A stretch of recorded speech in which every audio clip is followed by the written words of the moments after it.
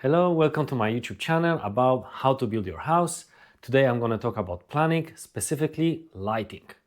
I'm a bit lighting geek, so there will be a lot of information, a bit technical, but it's better for you to know more than not enough and have really fine design of the lights. So think about lighting that needs to be comfortable, needs to be functional, and needs to have nice mood. So you need to make sure that in the evening you want to chill, you want to have friends, you want to have nice dim lights, creating like a nice vibe. But also when you need to work, it's nice and bright and keeps everything bright and lit. But at the same time, you want to also feel like it's a designer house. You want to have a bit of accents here and there, so it's all come together. So basically, there are three layers of lighting. There is a task lighting, there is ambient light, and there is accent light. Task light is the light that we use the most. Is when you switch on and you want to, let's say, you drop something on the floor, you want to find a needle or something. It's when you work in a kitchen, you chop your veggies, you want to make sure everything is nice and bright. It's when you work in a garage and do some projects over there. That's where you need to have it pretty bright, nice and neat. And also, most of the time with the task lighting, you want to have it bright or kind of like similar all across the room. It's where you spend most of the time, and if you do some work, an example, you have different, like one corner is dark and one is bright, and if you're gonna move across the room, look around constantly, your eye will get tired because it will need to adjust to the light all the time. So your task lighting, or the light that you're gonna use the most throughout some task, you wanna make sure that it's kind of like a similar all across. Another one is the ambient light. So ambient light is more on a kind of like a soft spectrum. It's kind of creating this fake fireplace vibe in the house. If you want to have more like orangey colors, and needs to be soft and pleasant. And accent lighting is when you want to highlight maybe a plant or artwork or bookshelf or something like that. It's just like a small little feature that gives this like a nice extra touch to come all together as a part of design. So basically the rule number one is one type of light is never enough. Always have more. You want to have downlights, you want to have maybe wall lights, you want to have a standing lamp or floor lamp or on the table or something like that. Make sure you have different type of light, maybe different color temperature of the light, and for different task or different environment, you want to switch around and play around. Let's talk about color temperature. Color temperature of the light is the color that you perceive from your like fixture or bulbs. They varies between around 2000 Kelvin to 6000 Kelvin. 6000 Kelvin or 6,000 Kelvin is like this white bluish. Imagine when you like warehouse, hospital, very bright, very light, similar to kind of daylight, keeps you alive, keeps you kind of hype. That's where you want to use for like task lighting. Then on a spectrum of like 2,000-3,000 Kelvin is more on this like orangey color, reddish. It's like a set around fake kind of like fireplace vibe. And that's what you want to use for like more ambient light. Now I'm going to talk about how I design the light in my house. So I have standard ceiling height, which is 2.4, and I didn't use pendants. Why I didn't use pendants? Because I think they need more height. First of all, they have like dimension, they have this space, and they need that. And if you put them like very close to the ceiling, it doesn't give this like nice space, and it doesn't give this feature. And sometimes when you leave them too low, you need to kind of like duck underneath, and it's not comfortable. Another one, the lights that's kind of like a flat lights that you can put them either on the ceiling or on the wall. I'm not a big fan of it, so I use downlights. There are different type of downlights.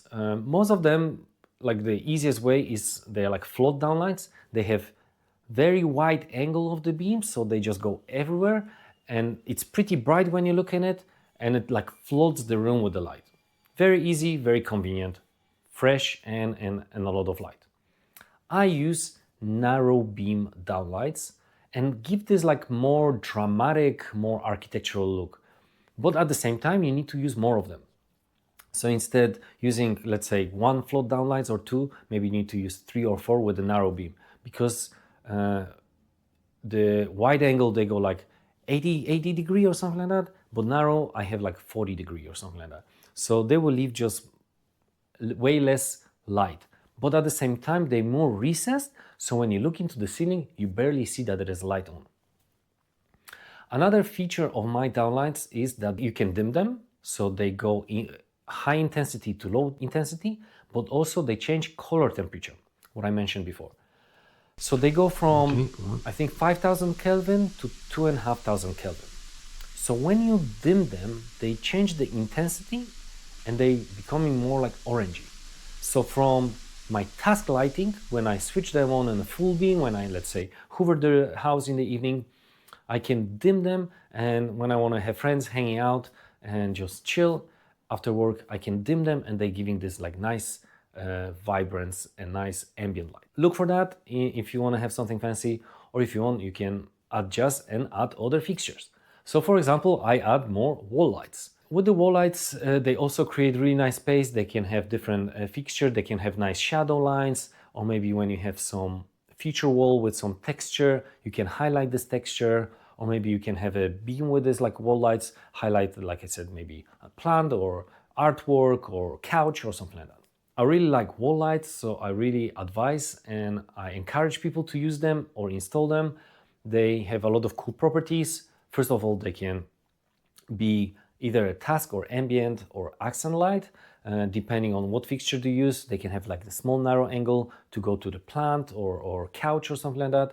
Or maybe you can highlight the texture of the wall, or maybe you can point them to the ceiling so it will give this like nice soft light. You can use different type of the wall fixture and adding this kind of extra design to it. And also it's very easy to change the bulb so you can control the intensity, color, temperature. So I'm frothing, have quite a bit of them, and they're giving really cool vibe in the house. Another thing when it comes to design is switching zones or like controlling the zones of the light within the house. My house is pretty small, so it was very easy. My zones are pretty much per room: kitchen, living room, hallway, rooms. When you have bigger space, let's say you have big room and you have, I don't know, couch on the one side, then you have dining table in the middle, and then on the side you have just kind of like a chill zone. Think about switching zones for the room. You don't want to switch on the light and then suddenly it's bright everywhere. And people who watch TV and people who are chilling, you want to have nice and dim light over there, and they don't want to lit the TV. So think about like maybe you want to have different switches for the zones within the room, but also you want to have different switches when you go and switch on or switch off the light. So for example, for me, when I go through the kitchen, I can switch it on, switch it off here, but also in the living room as well, when I go to bed. There's nothing more annoying when you leave the room in the evening, you want to go to bed, you switch off all the lights, and then suddenly there is one light by the dining table and you need to go all across the room to switch it off. So think about what you want to control in your switch and which zones, and how you're going to commute through your house to switch it on or switch off. Check with Sparky, run more cables. It's easier to do it prior than later, or maybe you need to have two switches. For example, in my previous house, we had a very big space and we wanted to control a lot of lights, so we had to like fill it up. One was just for like one part of the one was for another one. And it's easier to control those zones rather, like I said, to be annoyed that you switch on once and then it's bright everywhere or dark everywhere. Another one with the switching zone, for example, I talk about wall lights. I'm a big fan of it. And you can control, I have a lot of wall lights with switches on it as well. So I can turn on all wall lights, but I can control each wall light specifically. And maybe sometimes in the evening I just want to have one because I want to have dim condition. Or maybe sometimes I want to have brighter, so I switch on all of them. So you can control those zones within the switch on the wall or within the switch on the fixture. So plan that as well. Maybe too fancy, but it's fun. Now when it comes to buy different fixture, also think about what they're going to be used for. If it's going to be accent light, ambient light, or task light. For example, I talk a lot about lighting, wall lighting, and I have different types, and some of them you can change the bulb, so you can easily control intensity or the color temperature, or some of them you can angle, and I can give them as a like accent light on the plant, or maybe I can lit some part of the wall. But some of the fixtures, they come already with like a LED source, and you can't change that. And I had a problem, for example, with one fixture. I checked the specification, it meant to be low intensity and low color temperature, and I wanted to keep it like this. But when I lit it in my house, it was too bright and too whitish. So I paint the lens with the red nail polish and it dim it, and it also changed the color temperature. Looks fine, kind of little trick.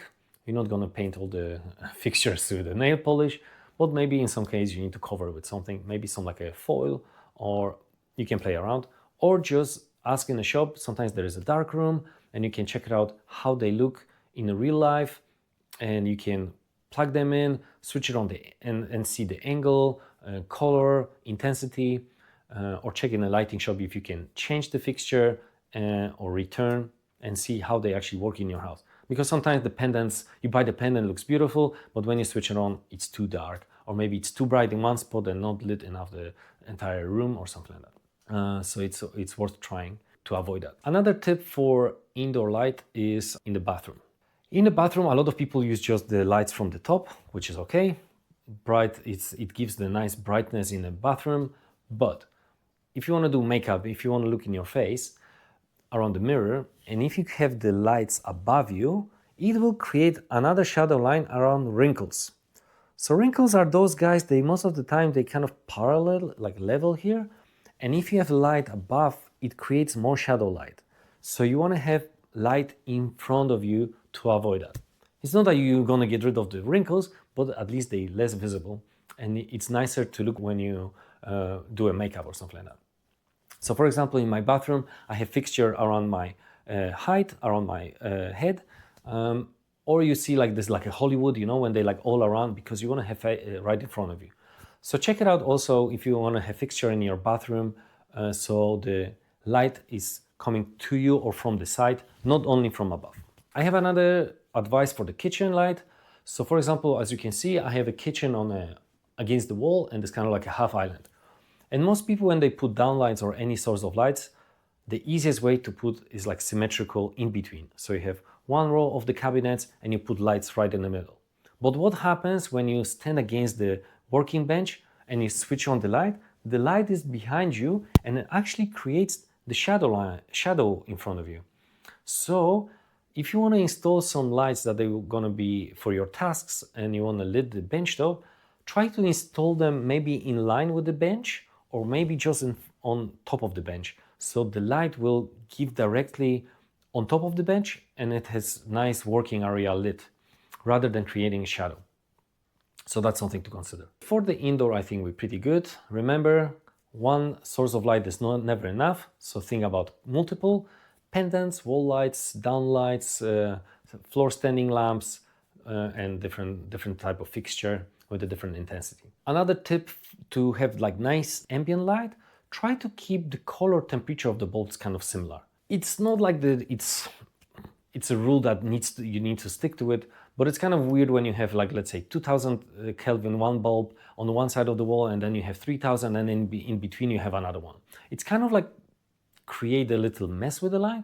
You want to have kind of like similar vibe all across, but it's not the golden rule. It's just kind of like advice. It looks cleaner, but you can play around and maybe you want to have actually different type of the intensity and the color temperature. Another type of lighting that we need to think is outside. So for the outside, probably you want to have kind of like sensor light around your entry with some downlights or something to lit the house. You want to probably have something around your walkway, or if you want to have some light for your, I don't know, mailbox or a number of your house. Some people like to lit the house either from the eaves or from the bottom. Your choice, run some cables for that. You want to lit probably your driveway or when you enter from your car. You pick up your groceries, you drop the apple, you want to pick it up in the evening. Another one will be to run some cables for the outdoor features. Maybe you want to lit the tree, or you want to have pergola in the corner, or there will be some kind of like a table that you're going to sit in the evening or something like that. So run some cables for that. It's easy to do it prior than later.